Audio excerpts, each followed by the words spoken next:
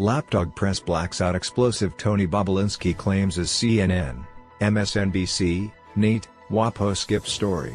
Critics are baffled that the mainstream media has largely ignored Tucker Carlson's interview with Tony Bobulinski, a former business associate of Hunter Biden who said the Biden family shrugged off concerns that Joe Biden's alleged ties to his son's business deals could put a future presidential campaign at risk, raising questions about whether the Lapdog press is still worthy of public trust. Bobulinski, a retired lieutenant in the U.S. Navy, sat down with Carlson for a one-hour interview that aired on Tuesday night. Bobulinski said he raised concerns in 2017 to the former vice president's brother Jim Biden, about Joe Biden's alleged ties to a possible joint venture with a Chinese energy firm. While the mainstream media has scrutinized President Trump and his family members at every turn, there has been a near blackout of coverage of Bobulinski's shocking claims. Bobulinski's comments to Carlson were completely ignored by CNN, MSNBC, The New York Times and Washington Post as of 8 a.m. Est on Wednesday, exactly 12 hours after the start of the damning interview. It is pretty much a 100% blackout of the Bobulinski story in the traditional media. Of course, there are lots of stories that need to be covered in the busy 2020 news agenda, but the total omission of Bobulinski's accusations is curious, to say the least, DePaul University professor and media critic Jeffrey McCall told Fox News. Even if this story is not front and center on the news agenda, it does need to be approached somewhere along the way.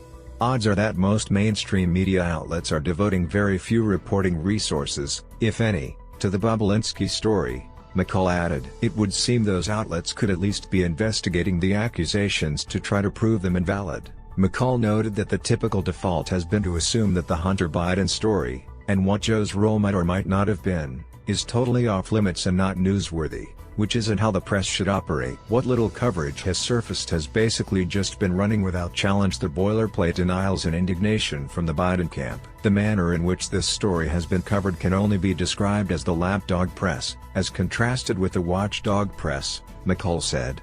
Political satirist Tim Young told Fox News said it's astounding the media has ignored the story. When you realize that major media organizations such as CNN, MSNBC, Washington Post and the NYT Times ran completely unsubstantiated stories like the P-tape from the dossier, Julie Swetnick and Michael Avenatti's claims against now Justice Kavanaugh, and numerous anonymous senior administration officials' statements that would definitely prove the Trump campaign colluded with Russia, yet haven't touched direct testimony with direct evidence and easily provable points from Tony Bobulinski after his Tucker Carlson interview. It goes beyond hypocrisy, he said. It's election interference to try to install a potentially seriously corrupt candidate in Joe Biden. Cornell Law School professor and media critic William A. Jacobson told Fox News that it's clear the liberal media thinks this could hurt their preferred candidate, so the story is simply being avoided. Tony Bobulinski tells Tucker Joe Biden denials of involvement in son's business a blatant lie. The easiest way to determine whether ignoring or minimizing the Bobulinski interview and documents reflects media bias is to imagine if something similar happened to Donald Trump. If Bobulinski were blowing the whistle on Trump influence peddling, all the networks and newspapers would be carrying the story non-stop through Election Day, Jacobson said. Over the course of the full hour, Bobulinski came across as credible and, most importantly, brought emails, texts, and a recording of Biden family confidant Bob Walker pleading with him not to go public. Newsbusters managing editor Curtis Houck wrote in a piece headlined, "Here are 10 moments from the Bobulinski interview the liberal media will ignore." Carlson led into the interview by noting Bobulinski's enormous wealth, so he hasn't done this for any financial windfall. Rather, has fighting back to clear his family's name of being called an agent of Russian disinformation by Biden, his circle, and the news media, Houck wrote before noting the 10 moments that he feels the liberal media should probably care about, detailing the significance of each shocking moment. 1. Biden associate pleads with Bobulinski, "You'll bury all of us too." Bobulinski Joe's brother credits plausible deniability. 3. "I think Joe Biden and his family are compromised by the Chinese. 4. This was never just about Hunter Biden. 5. They carved out a piece of his schedule for you. 6. Bobulinski's first meeting with Joe Biden. 7. Joe tells Bobulinski to keep an eye on his brother and son. 8. 10% for the big guy, held by H9. There's 2 chairmen in this story. 10.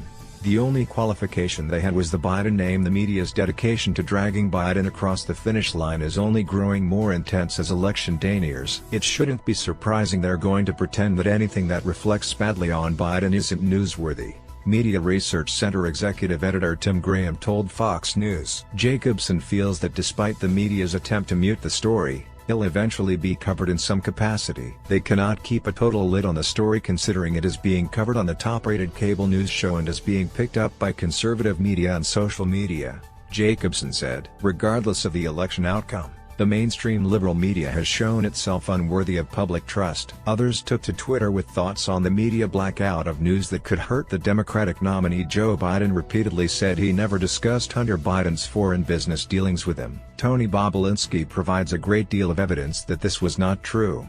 That's a major story, even if the foreign business dealings didn't involve the country's primary adversary, Molly Hemingway wrote. Richard Grenell responded, "Reporters think because they don't cover this story that people don't see it. But they certainly do. They also see the bias in ignoring it to help Joe Biden." Grenell is correct that a significant amount of voters presumably saw the interview, as Tucker Carlson Tonight delivered the highest-rated primetime show average in the history of cable news this month. Click here to get the Fox News at Fox News. Adam Shaw and Brooke Singman contributed to this report. Thanks for watching. If you enjoyed the video, please like, share and subscribe to our YouTube channel. See you in the next video.